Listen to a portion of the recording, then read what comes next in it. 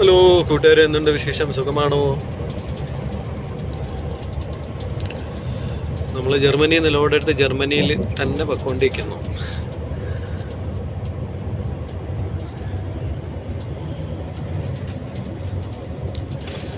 അനീഷ് അങ്ങനെ ഡ്രൈവ് ചെയ്തുകൊണ്ടിരിക്കുന്നു. 22 ടണ്ണ് നമ്മളെ ക്രെയിൻ്റെ സാധനമാണ് ഇത്. നേരെ ജർമ്മനിയിൽ മറ്റേ ഷിപ്പുണ്ടല്ലോ, അവിടെ കൊണ്ട് കൊടുക്കും. അവിടെ കമ്പനിയിലാണ് കൊടുക്കുന്നത്. അവിടെ നിന്ന് നേരെ അവർ അബുദാബിയിൽ പോവേണ്ട സാധനം, ക്രെയിൻ്റെ സാധനം. അപ്പോൾ അവിടെ നിന്ന് ഷിപ്പിൽ കാർഗോ വഴി അബുദാബിക്ക് അങ്ങനെയുള്ള സാധനം കൊണ്ടാണ് പോകുന്നത്. പിന്നെ ഇന്നലെ ബെൽജിയത്ത് പോയി കുറേ ബുദ്ധിമുട്ടൊക്കെ അനുഭവിച്ചായിരുന്നു. റോഡ് ബ്ലോക്കായിട്ട് 5 ടണ്ണിൻ്റെ വഴിയെ കൂടെയൊക്കെ കാണിച്ച് നിവർത്തിയില്ലാണ്ട് അതുവഴി കൂടെയൊക്കെ പോയി. ഒന്നും പറയണ്ട, ചില സമയത്ത് അങ്ങനെയുള്ള സിറ്റുവേഷനൊക്കെ ഉണ്ടാവും. കുറച്ച് റിവേഴ്സ് എടുക്കേണ്ടിയൊക്കെ വന്നു. പക്ഷെ അതൊക്കെ വീഡിയോ എടുക്കണമെന്നുണ്ടായിരുന്നു. ആ സമയത്തെ ടെൻഷനിൽ അതിനൊന്നും പറ്റിയില്ല. വീഡിയോ എടുക്കാനുള്ള ഒരു മൂഡൊന്നും വന്നില്ല. അപ്പം നമ്മൾ പേയ്മെൻറ്റ് വെച്ചുള്ള ആപ്പാണ്, അത് നോക്കിയാണ് പോയത്. അതാണ് നേരെ കൊണ്ടുവന്ന് റോഡ് വർക്ക്. ചിലപ്പോൾ അവർ അത് അപ്ഡേറ്റ് ചെയ്ത് കാണില്ല, അല്ലെങ്കിൽ നമ്മുടെ ഇതിൽ അപ്ഡേഷൻ ചെയ്യാൻ വിട്ടുപോയിട്ടുണ്ടാകും. നമ്മൾ ഇടയ്ക്കിടയ്ക്ക് നമ്മളെ മാപ്പും അപ്ഡേറ്റ് ചെയ്ത് കൊടുക്കണം. അപ്പോൾ അതിൽ അപ്ഡേറ്റ് ആയില്ല. അങ്ങനെ നേരെ അവിടെ ചെന്ന് കയറി. അവിടെ ബ്ലോക്കായിട്ട് അവർ പറഞ്ഞ് തിരിച്ചു പോകാൻ പറഞ്ഞ് തിരിച്ചു ഓടി വന്നു. ആ കമ്പനി എത്തുന്നതിന് മുമ്പായിട്ട് 5 ടണ്ണിൻ്റെ വഴി കാണിച്ചു. പിന്നെ അതുവഴി കയറി. അനീഷിനെ കുറച്ച് ദൂരം ഞാൻ നടത്തിച്ചു വിട്ടു. ഞാൻ പറയടാ, ഈ ലൊക്കേഷൻ നോക്കി ഒന്ന് നടന്നു പോ, ഇല്ലെങ്കിൽ അവിടെ നിന്ന് റിവേഴ്സ് വരാൻ പറ്റത്തില്ല. അങ്ങനെ അവൻ പോയി നടന്നൊക്കെ പോയി നോക്കി. അങ്ങനെ തിരിച്ച് വന്ന്. അപ്പോൾ ആ കമ്പനി അവർ പറഞ്ഞ് നിങ്ങൾ ഇനി അടുത്ത തവണ വരുമ്പോഴത്തേക്ക് ഇതുവഴി വരണമെന്ന് പറഞ്ഞു. സംഭവം അവരൊരു പുതിയ ഹൈവേ നിന്ന് ഇറങ്ങി കുറച്ച് കഴിഞ്ഞ പാടെ അവർ പുതുതായിട്ടൊരു കോൺക്രീറ്റ് റോഡ് പണിതിട്ടിട്ടുണ്ട്. പക്ഷെ അത് ഗൂഗിളിൽ അപ്ഡേറ്റ് ചെയ്തിട്ടില്ല. ഗൂഗിളിലും ഇല്ല, നമ്മുടെ ഇതിലും ഇല്ല. അങ്ങനെ അപ്ഡേറ്റ് ചെയ്യാത്ത ഒരു റോഡായതുകൊണ്ട് അത് ആദ്യമായിട്ട് പോണവർക്ക് അത് മനസ്സിലാവത്തില്ല. അവരെ നേരെ ആ 5 ടണ്ണുള്ള റോഡ് വഴിയെ കൊണ്ടുവരും. 5 ടണ്ണെന്ന് പറഞ്ഞാൽ 5 ടണ്ണ് ഉള്ള വണ്ടികൾ നോട്ട് അലൗഡ്. അപ്പോൾ അങ്ങനെയുള്ള വഴി രണ്ടും കൽപ്പിച്ചെടുത്ത്, അല്ലെങ്കിൽ അവിടെ കിടന്ന് കറങ്ങി കളിക്കാനേ പറ്റുള്ളായിരുന്നു. അങ്ങനെ ഇന്നലെ ടെൻഷൻ അടിച്ചുള്ള കുറച്ച് പണിയൊക്കെ ആയിരുന്നു.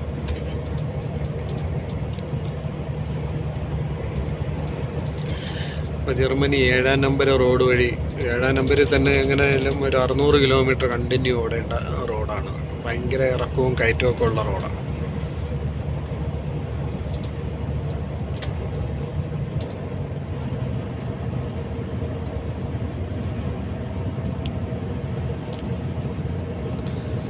ഇതാണ് റോഡ് പണി.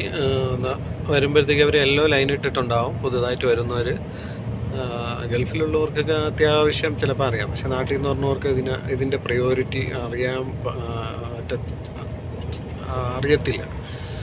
അപ്പോൾ വൈറ്റ് ലൈനല്ല പ്രയോറിറ്റി, യെല്ലോ ലൈനാണ് പ്രയോറിറ്റി.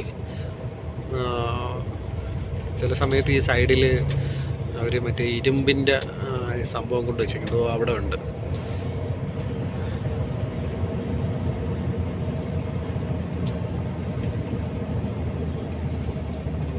ഇതാണ്ട് ഈ കാണുന്ന ഇരുമ്പിൻ്റെത്. ഇതിപ്പോൾ ഇച്ചിരി ദൂരമായിട്ടാണ് വെച്ചേക്കുന്നത്. ചിലത് അടുത്ത് കൊണ്ടുവച്ചിട്ടുണ്ടാവും.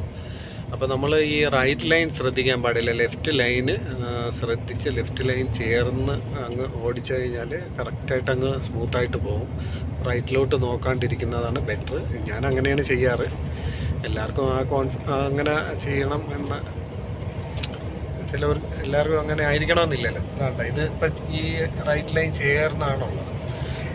യെല്ലോ ലൈൻ റൈറ്റ് ലൈൻ ചേർന്നിട്ടാണുള്ളത്. ഈ ഗ്ലാസ്സിൽ കൂടെ നോക്കിക്കഴിഞ്ഞാൽ വണ്ടി ഇത്ര അടുത്താണ് പോകുന്നത്. അപ്പം ആ ലെഫ്റ്റ് ലൈനിൽ നമ്മൾ ഒരിക്കലും റൈറ്റിൽ നോക്കിക്കഴിഞ്ഞാൽ ചിലപ്പോൾ ഇങ്ങോട്ട് വരാൻ ചാൻസ് ഉണ്ടാകും. ലെഫ്റ്റ് ലൈന് ഞാൻ അങ്ങനെ അനീഷിൻ്റെ അടുത്ത് പറഞ്ഞേക്കുന്ന ലെഫ്റ്റ് ലൈൻ ഒരു കാരണവശാലും റൈറ്റ് ലൈൻ ഒരു കാരണവശാലും നോക്കാണ്ട് ലെഫ്റ്റ് ലൈൻ മാത്രം ശ്രദ്ധിച്ച് ലെഫ്റ്റ് ലൈൻ ചേർന്ന് നിന്ന് പോവുക.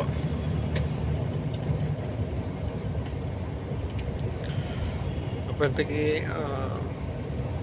മാക്സിമം അപകടങ്ങൾ തട്ടും മുട്ടും ഒഴിവായി കിട്ടും. എൻ്റെ ഒരു എക്സ്പീരിയൻസ് ആണ്.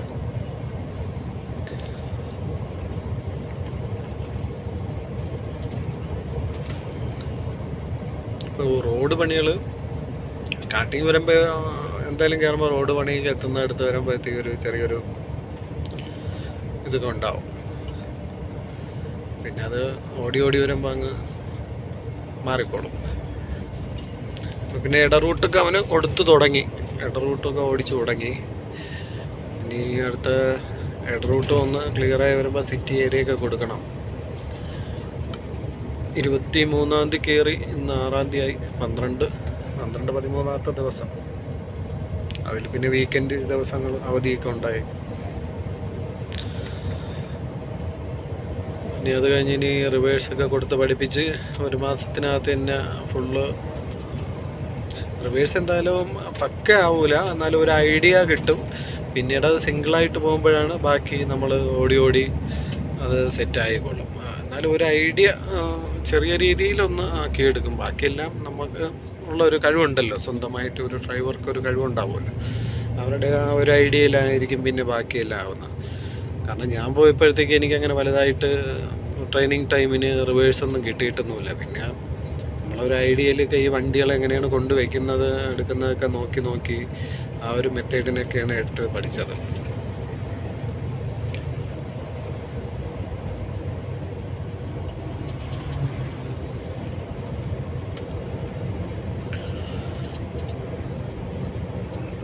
നാട്ടിൽ നിന്ന് വരുമ്പോഴത്തേക്ക് ഗൾഫിൽ പോയിട്ടില്ലാത്തവർ വരുമ്പോഴത്തേക്ക് മെയിനായിട്ട് ഈ ട്രാക്കിനകത്ത് വണ്ടി നിർത്തി ഓടിക്കാനായിട്ടൊന്ന് സ്റ്റഡിയായിട്ട് ഓടിക്കാനായിട്ട് അറിഞ്ഞിരിക്കണം. അത് അത്യാവശ്യമാണ്. ഇല്ലയെന്നുണ്ടെങ്കിൽ ചിലപ്പോൾ കൊണ്ടുപോകുന്ന ആൾ കംപ്ലൈൻറ്റ് ചെയ്യും, വണ്ടി സ്റ്റഡിയായിട്ട് ഓടിക്കാൻ അറിയത്തില്ല എന്ന് പറഞ്ഞ്. അങ്ങനെ കംപ്ലൈൻറ്റ് ചെയ്യുമ്പോൾ അത് നമുക്ക് ഭാവിയിൽ ദോഷം ചെയ്യും. കമ്പനി നമുക്ക് സാലറി ഇൻക്രിമെൻറ്റ് പെട്ടെന്നൊന്നും ഉണ്ടാവത്തില്ല. ഒരു കംപ്ലൈൻ്റ് ഒന്നും ഇല്ല എന്നുണ്ടെങ്കിൽ മാത്രമേ നമുക്ക് ഇൻക്രിമെൻറ്റ് ഈ ഫസ്റ്റ് മാസം കഴിയുമ്പോൾ തന്നെ ഈ ഒരു പറഞ്ഞ 1500 എന്നുള്ള അതിന് മേലിൽ കൂടി കിട്ടും. നമ്മൾ കറക്റ്റായിട്ട് ഓടിക്കുന്നുണ്ട്, ലോഡെല്ലാം മാക്സിമം സ്പീഡിന് ലോഡ് കയറ്റി ഇറക്കി എല്ലാം സ്പീഡപ്പായിട്ടൊക്കെ ചെയ്യുന്നുണ്ടെന്ന് അവർ വാച്ച് ചെയ്ത് കറക്റ്റായിട്ട് ഓടിക്കുന്നതെന്ന് കണ്ടു കഴിഞ്ഞാൽ പിന്നെ പ്രശ്നമൊന്നുമില്ല. ആദ്യമേ പേരുദോഷമായി കഴിഞ്ഞാൽ അത് ഏത് സ്ഥലത്തായിരുന്നാലും അങ്ങനെയാണല്ലോ. ആദ്യമേ ഒരു ചെറിയൊരു ഇതായി കഴിഞ്ഞാൽ അവർ വാച്ച് ചെയ്തുകൊണ്ടിരിക്കും. അങ്ങനെ ഇഷ്ടംപോലെ ആൾക്കാർക്ക് ചോദിക്കുമ്പോഴത്തേക്ക് 6800 7000 അതിന് മേലിൽ സാലറി കയറിയിട്ടില്ല എന്ന് പറയും, 5-6 മാസമായിട്ട്. അപ്പോൾ അവർ ആദ്യമേ നല്ല പേര് എടുക്കാത്തതുകൊണ്ടാണ് അങ്ങനെയുള്ള പ്രശ്നങ്ങൾ ഉണ്ടാവുന്നത്. നമ്മളെ ബാച്ചിൽ വന്ന ആർക്കും അങ്ങനെ ഒരു ബുദ്ധിമുട്ട് ഉണ്ടായിട്ടില്ല. സാലറിയുടെ ഇതിൽ മാക്സിമം ഇവിടെ കിട്ടുന്ന സാലറി എല്ലാം എല്ലാവരും എടുക്കുന്നുണ്ട്. നമ്മൾ വന്നതിൽ ഞാൻ, ജിനു, സിബി ചേട്ടൻ, ജലാലിക്ക, ഞാൻ, ജിനു, സിബി ചേട്ടൻ, ജലാലിക്ക 4 പേര് കണ്ടിന്യൂ ഒരു പ്രശ്നമില്ലാണ്ട് തന്നെ സ്റ്റാർട്ടിങ് മുതലേ നിന്നു. പിന്നെ കൂട്ടത്തിലൊരു മനീഷ് എന്ന് പറഞ്ഞൊരു പയ്യൻ ഉണ്ടായിരുന്നു. അവൻ കുറച്ച് നാൾ നിന്ന്, എനിക്ക് തോന്നുന്നു 6 മാസം കഴിഞ്ഞപ്പോഴത്തേക്ക് അവന് താല്പര്യമില്ലാണ്ട് അവൻ കളഞ്ഞിട്ട് പോയി കേട്ടോ. ഓരോരുത്തരും ഇവിടെ വരാൻ വേണ്ടി കഷ്ടപ്പെടുന്നു. അവൻ്റെ കൂട്ടുകാരെ ഇവിടെ നാട്ടിൽ വിലസി നടക്കാൻ വേണ്ടി വാങ്ങുപോയി. അവന് അങ്ങനെ ഒരിതാണ്. നല്ല റോഡ് പണി എന്ന് പറയുമ്പോഴത്തേക്ക് നമുക്കൊരു വണ്ടി പോലുള്ള അതേ ഒരു മെത്തേഡിനായിരിക്കും അവർ ലൈൻ അടിച്ചിട്ടുള്ള ചെറിയൊരു ഗ്യാപ്പൊക്കെ കാണത്തുള്ളൂ.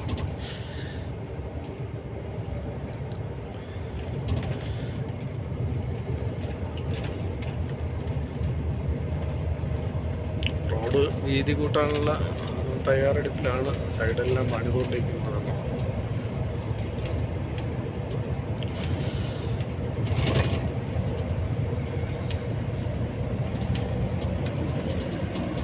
ഇവിടെയെല്ലാം ഈ സൈഡ് വാളുണ്ട്, അങ്ങോട്ട് ചരിച്ചിട്ടാണ് കെട്ടുന്നത്. തൂക്കനെ കെട്ടത്തേ ഇല്ല, അങ്ങോട്ട് ചരിച്ചിട്ട് നല്ല സ്ട്രോങ്ങിലാണ്. കമ്പിയൊക്കെ നല്ല രീതിയിൽ കോൺക്രീറ്റ് ചെയ്ത് വമ്പാൻ സെറ്റപ്പിലാണ്. ഇവിടുത്തെ റോഡായിരുന്നാലും എന്ത് കനത്തിനെന്നറിയാമോ ഇവർ. കോൺക്രീറ്റ് റോഡും ഉണ്ട്, ടാർ റോഡിങ്ങും ഉണ്ട്. ഭയങ്കര കനമെന്ന് ഒരു അന്യായം, ഒരു രക്ഷയില്ലാത്ത. എന്നിട്ട് പോലും ഈ ടയറിൻ്റെ പാട് ഇത്രയും കനത്തിന് ചെയ്തിട്ട് വരെ ഇവിടെ ടണ്ണേജ് കൂടിയ വണ്ടികൾ പോയ ഈ ടയറിൻ്റെ പാട് ഈ റോഡിലുണ്ടാകും. പിന്നെ ഇവിടെ ഫുള്ള് ടോളിൻ്റെ കളിയല്ലേ, പൈസ കൊടുത്തല്ലേ ഈ വണ്ടി കംപ്ലീറ്റ് ഓടിക്കൊണ്ടിരിക്കണം. അപ്പോഴത്തേക്ക് ഇവർ മെയിൻ്റനൻസ് ഉള്ളതൊക്കെ എനിക്ക് തോന്നുന്നു പെട്ടെന്ന് തന്നെ ക്ലിയർ ചെയ്യും. ഒന്നും കുണ്ടും കുഴിയായിട്ടൊന്നും അങ്ങനെയൊന്നും ഇട്ടേക്കെത്തുന്നുമില്ല. പിന്നെ എവിടെയെങ്കിലും പാച്ച് ചെയ്തിട്ടുണ്ടെന്നുണ്ടെങ്കിൽ അവരവിടെ ബോർഡ് വയ്ക്കും 60 സ്പീഡിനെ പോകാൻ പാടുള്ളൂ എന്നുള്ള രീതിയിൽ. കുറച്ച് ദൂരേ അത് കാണുള്ളൂ. പിന്നീട് അത് എനിക്ക് തോന്നുന്നു പെട്ടെന്ന് തന്നെ അത് അവരത് ക്ലിയർ ചെയ്ത് മാറ്റുകയും ചെയ്യും റോഡ് വർക്ക് ചെയ്തിട്ട്.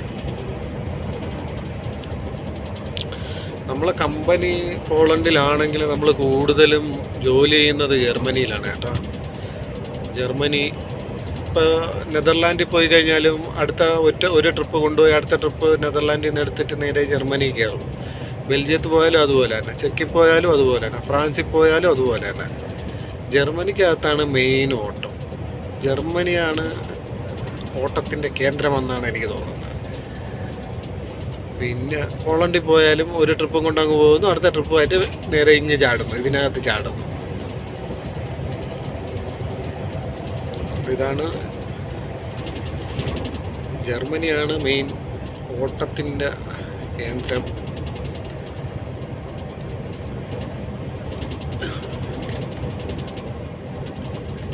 ചെക്കിൽ പിന്നെ പാർക്കിങ് ഭയങ്കര ബുദ്ധിമുട്ടാണ്. പിന്നെ എവിടെ വേണോ പാർക്ക് ചെയ്യാൻ കേട്ടോ, റോഡ് സൈഡിൽ എക്സിറ്റ് എടുക്കുന്ന സ്ഥലങ്ങളിൽ അങ്ങനെ ഉള്ളിടത്തൊക്കെയാണ്.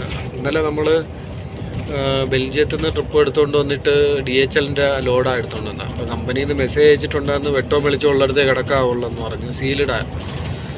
നമ്മൾ വെട്ടവും വെളിച്ചമുള്ള പാർക്കിങ്ങും എല്ലാം കയറി 177 കിലോമീറ്ററിന് മുന്നേ നോക്കി, ഒരിടത്തും സ്പേസ് ഇല്ല. ഓടി ലാസ്റ്റ് കമ്പനിക്ക് അടുത്തെത്തി.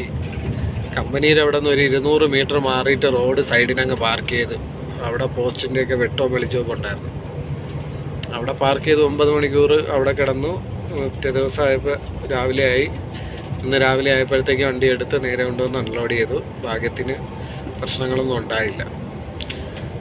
അപ്പോൾ അല്ലാണ്ട് ഇപ്പോൾ പാർക്കിങ് കിട്ടാണ്ടിരുന്നാലും പ്രശ്നമാണ്. കാരണം ജർമ്മനിയിൽ അങ്ങനെ ഒരു കുഴപ്പമുണ്ട്. മെയിൻ റോഡ് ഇപ്പോൾ ഈ 7-ാം നമ്പറായാലും 2-ാം നമ്പറായിരുന്നാലും ഒരു 4-5 മണിയാകുമ്പോഴേ എല്ലാവരും കയറി പാർക്കിങ് അങ്ങ് ഫുള്ളാവും. ആൾക്കാർ വണ്ടികളെല്ലാം കയറി പാർക്കിംഗ് ഫുള്ളാവും. പിന്നെ നമുക്ക് പാർക്കിങ്ങിൽ സ്ഥലം കിട്ടണമെങ്കിൽ വെളുപ്പിൽ 3 മണിയൊക്കെ ആകുമ്പോഴത്തേക്ക് എടുത്തുകൊണ്ട് പോകുന്ന വണ്ടികളുണ്ട്. അതാകുമ്പോൾ blind spot, left side blind spot reverse വയ്ക്കണം. അപ്പോൾ സിംഗിൾ ആകുമ്പോഴത്തേക്ക് ഇറങ്ങി നോക്കി മനുഷ്യൻ്റെ ഊപ്പാട് വരും. കാരണം എന്ന് വെച്ച് കഴിഞ്ഞാൽ അല്ലെങ്കിൽ മറ്റേ വണ്ടിയുടെ സൈഡ് മിററോ അല്ലെങ്കിൽ ക്യാമറ വണ്ടിയാണെങ്കിൽ അതിൻ്റെ സൈഡിലോ തട്ടോ എന്നുള്ള പേടി കാരണം കൊണ്ട് ഇറങ്ങി നോക്കിയിട്ടൊക്കെയാണ് വയ്ക്കുന്നത്. ഞാൻ ഒറ്റയ്ക്ക് പോകുമ്പോൾ അങ്ങനെ ചെയ്യാറ്. ബ്ലൈൻഡ് സ്പോട്ട് റിവേഴ്സ് വയ്ക്കുമ്പോൾ ഞാൻ എപ്പോഴും ഇറങ്ങി നോക്കിയിട്ടേ ചെയ്യുള്ളൂ. അല്ലാന്നുണ്ടെങ്കിൽ ഇപ്പോൾ പണി കിട്ടും. അപ്പോൾ പിന്നെ യവൻ കൂടെ ഉള്ളതുകൊണ്ട് ബാക്കിൽ പോയി നിന്ന് പറഞ്ഞാൽ നോക്കിയാൽ മതി, തട്ടോ ഇല്ലേ എന്നുള്ളത് നോക്കുമ്പോഴത്തേക്ക് നമുക്ക് എടുക്കാൻ പറ്റും. പിന്നെ കൂടുതലും ബാക്കിൽ പോയി നിന്ന് നോക്കുമ്പോഴത്തേക്ക് ക്യാമറ വാട്സപ്പ് വഴി ഫോൺ ചെയ്ത് സംസാരിച്ചും കൊണ്ട് എടുക്കുന്നതായിരിക്കും ഇച്ചിരി കൂടെ ബെറ്റർ. ഇല്ലെങ്കിൽ അവൻ ബ്ലൈൻഡ് സ്പോട്ടിൽ അപ്പുറത്ത് നിൽക്കുമ്പോൾ വണ്ടി കറങ്ങി കഴിയുമ്പോൾ അവനെ കാണത്തില്ല, ഞാൻ അവിടെ ചവിട്ടി വെച്ചുകൊണ്ടിരിക്കും. അപ്പോൾ അങ്ങനെയുള്ള ഒരു ബുദ്ധിമുട്ട് വരുമ്പം ഫോണിൽ സംസാരിച്ചും കൊണ്ട് റിവേഴ്സ് എടുക്കുന്നതായിരിക്കും ഇച്ചിരി കൂടെ ബെറ്റർ. തട്ടുന്നതും എല്ലാം അറിയാൻ പറ്റും. അപ്പോൾ അടുത്ത ലൈൻ ഇവിടെ വരുമ്പോഴത്തേക്ക് 3 ലൈനാകുന്നു. അവൻ ലൈൻ പുറത്തോട്ട് ചേഞ്ചായി.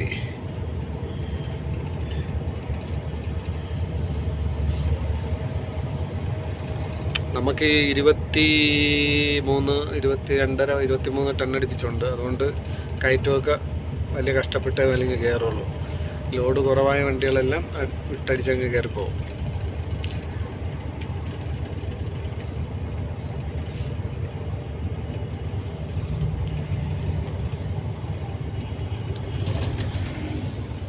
ഈ മാപ്പിൽ കാണിക്കുന്നുണ്ട്. ഇനി ആ റെഡ് കാണിക്കുന്ന ഭാഗം ട്രാഫിക്കുള്ള സ്ഥലം. അപ്പോൾ 20 കിലോമീറ്റർ കഴിയുമ്പോഴത്തേക്ക് അത് ട്രാഫിക് ഉണ്ടെന്നുണ്ടെങ്കിൽ വേറൊരു റൂട്ട് കാണിക്കും, ഗ്രീൻ കളറിൽ. ഇപ്പോൾ അത് ബ്ലൂ കളറിൽ കാണിച്ചുകൊണ്ടിരിക്കുമ്പോൾ വേറൊരു എക്സിറ്റ് ഉണ്ട്. അതായത് ട്രാഫിക് ഇല്ല, അതുവഴി പോയി കഴിഞ്ഞാൽ ഇല്ല എന്നുള്ള രീതിയിൽ ഗ്രീൻ കളറായിട്ട് കാണിക്കും. വേണമെങ്കിൽ അത് എടുക്കാം, പക്ഷേ കിലോമീറ്റർ കൂടുതലായിരിക്കും. കിലോമീറ്റർ കൂടി ട്രാഫിക് കിടന്നാലും പ്രശ്നമില്ല, കിലോമീറ്റർ കൂട്ടിക്കഴിഞ്ഞാൽ നമുക്ക് പൈസ കട്ട് ചെയ്യും. ഞാൻ പിന്നെ അതുകൊണ്ട് ട്രാഫിക് കിടന്നങ്ങ് പോകത്തേ ഉള്ളൂ, വേറെ മാറ്റാനൊന്നും നിൽക്കത്തില്ല. ഇനി ചെറിയ ഒരു ഇതൊക്കെ ഉള്ളെന്നുണ്ടെങ്കിൽ അത്യാവശ്യം ലോഡാണെങ്കിൽ മാത്രം അങ്ങനെ ചെയ്യത്തുള്ളൂ. കാരണം നമ്മൾ ഇപ്പോൾ നേരത്തെ പോയി അവിടെ നിന്നിട്ട് നമുക്കൊന്നും കിട്ടാൻ പോണില്ല, നമ്മൾ റൂമിലും പോകാൻ പോണില്ല. ട്രാഫിക് എങ്കിൽ ട്രാഫിക് കിടന്ന് പയ്യെ പോയാൽ മതി.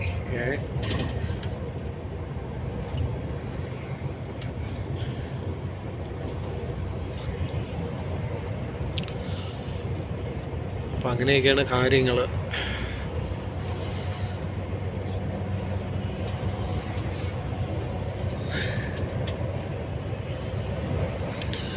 ഇപ്പോൾ നമ്മൾ വീണ്ടും ഇവിടുത്തെ വിശേഷങ്ങളുമായിട്ട് വീണ്ടും വീഡിയോകൾ ചെയ്യുന്നതായിരിക്കും. എല്ലാവരും സപ്പോർട്ട് ചെയ്യണം.